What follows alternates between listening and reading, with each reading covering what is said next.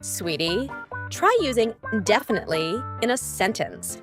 The sky is definitely blue. Not exactly. On cloudy or rainy days, the sky isn't blue.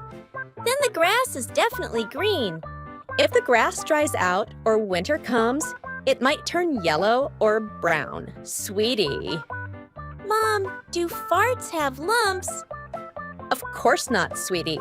A fart is just gas. Then I definitely just shit my pants. Okay. Let's hurry to the bathroom and find out. Sweetie, do you know what the word common means? No, Mommy, tell me. Okay. So, common means something you see a lot. Like TVs, you see them at home, at restaurants, at your friends' houses. That means TVs are common.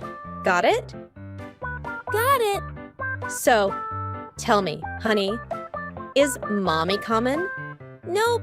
Ah, really? Why not? Because you're not a TV dot. Let's learn a new word. Patience. Do you know what that means? Like waiting? Yes. Waiting nicely, even if you don't want to. Oh, then I had patience just now. Really? When?